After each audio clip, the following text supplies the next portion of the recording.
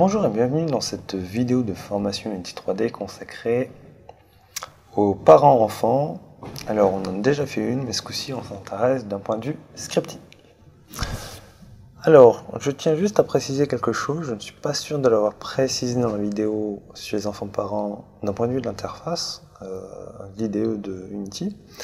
C'est que un enfant peut avoir un parent, et c'est tout déjà, il ne peut pas avoir deux parents, et surtout il ne peut pas avoir un grand-parent.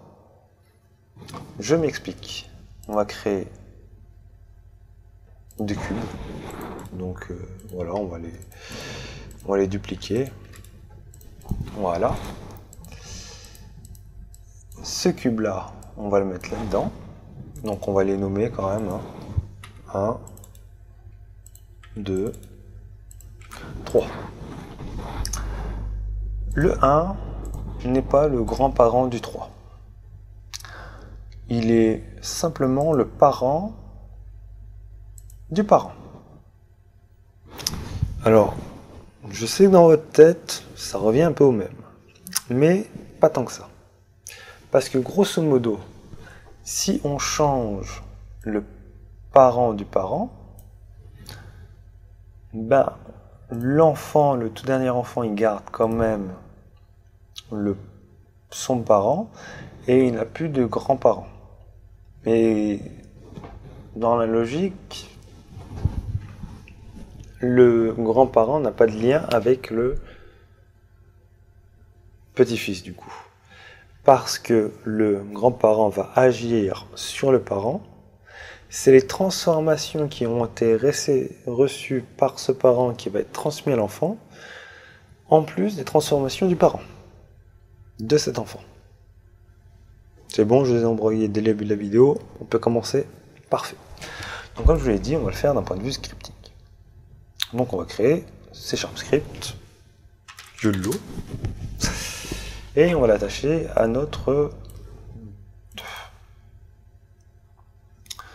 Et aussi, on va mettre des cubes dedans.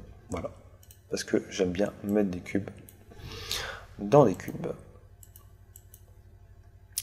Qu'est-ce qu'on va faire? On va le faire dans la fonction start. Puis aussi, on va déclarer 2-3 variables. Donc, rappelez-vous bien, le script, on l'a créé et on l'a attaché sur notre cube 2. Il est bien, il est bien. Donc, public GameObject, on va mettre notre cube 1.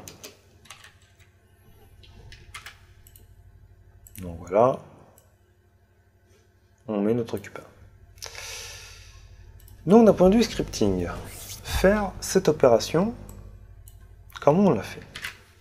Eh bien, il faut savoir que le parent est lié au transform. C'est-à-dire que l'on va faire appel à la classe transform pour avoir accès au parent.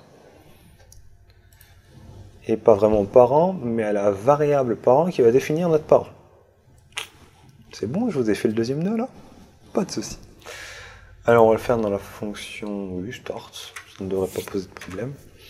On va simplement définir le parent de notre objet courant. L'objet courant c'est this.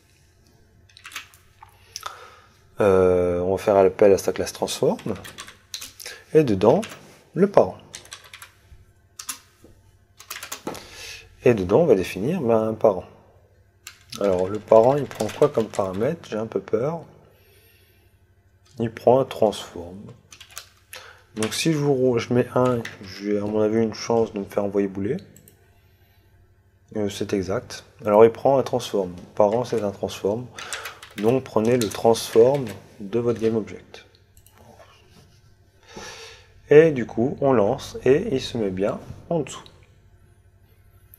Et les enfants de 2 sont automatiquement, entre guillemets, les petits enfants de 1. Voilà. Donc ça, c'est une première méthode. Deuxième chose, on va créer un autre script. Au l'œil, que l'on va mettre sur le 1. Et on va le mettre dans la fonction update pour... non, on ne ferme rien. Pour être sûr que tous les objets sont bien instanciés et que toutes les variables start sont bien faites. C'est-à-dire qu'il est possible d'aller dans le start ici avant d'avoir fait la manipulation ici. Ce qui pourrait changer le résultat que je vais vous montrer.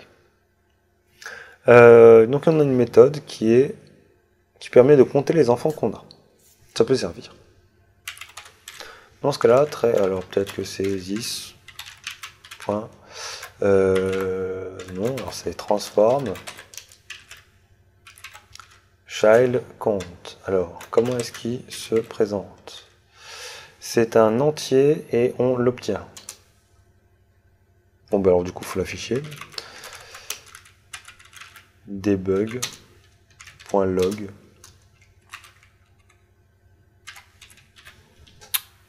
Et on va l'afficher. Vous allez voir que l'on a effectivement qu'un seul enfant. Le grand-père n'a pas accès à ses petits-enfants et il ne les voit pas comme des objets. Pour lui, il n'a qu'un enfant, c'est celui-là. Si je fais la même chose sur l'autre, donc ce coup-ci on peut le mettre ici puisque on s'assure que la transformation est faite avant le debug, avant l'affichage. Et dans ce cas-là, on sauvegarde les modifications. Et dans ce cas-là, il nous affiche bien 4, puisque j'ai bien 4 enfants. Voilà, voilà. Alors, qu'est-ce que l'on peut dire? Si l'on veut enlever les enfants, vous avez deux choix. Soit on va faire this.transform.get child et dedans ça prend l'index, donc ils sont 0, 1, 2, 3, hein, c'est les index, on prend le premier, ça doit être normalement 3. Soit si vous voulez donc détacher les enfants, vous avez deux manières de faire. Soit vous allez changer leurs parents, donc le 3, on va lui dire ton nouveau parent, ça va être 1.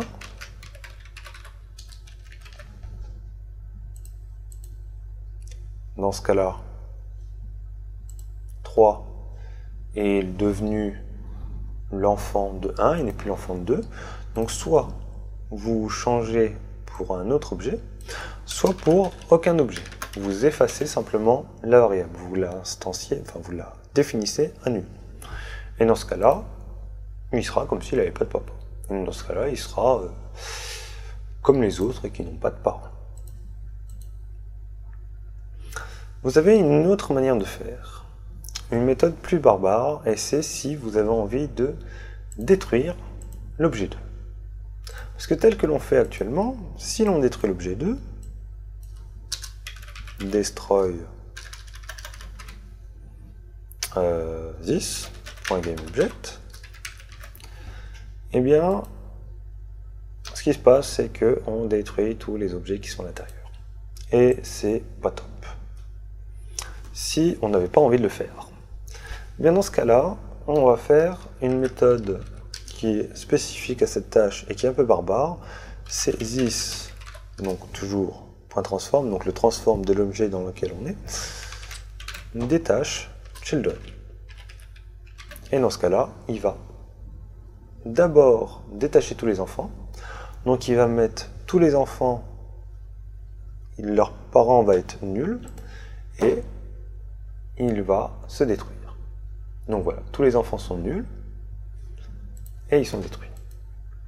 Et j'insiste bien qu'il met le parent à nul. Il ne passe pas dans le parent du parent. Parce qu'ils n'ont pas de lien. Les petits-fils n'ont pas de lien avec les grands-parents. Voilà, qu'est-ce que je peux vous mettre d'autre? Alors il y a une méthode que je ne sais pas à quoi elle sert. Enfin si, je sais à quoi elle sert, mais je ne sais pas pourquoi elle a été implémentée, mais je vous la dis quand même, parce que sûrement vous trouverez son utilité. C'est si vous avez envie de savoir que si votre objet, ou n'importe quel objet qui la transforme, et l'enfant de, et il faut mettre le transform du parent. Alors ça, on le met dans un debug log, histoire qu'on voit le résultat.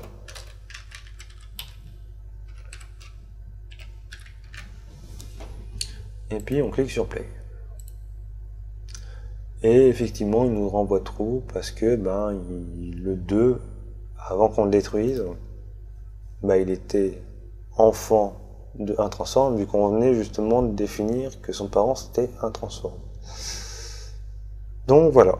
Donc sûrement que c'est utile, puisque c'est une information que je ne vois pas trop, c'est vrai, comment l'avoir autrement. Donc c'est tout.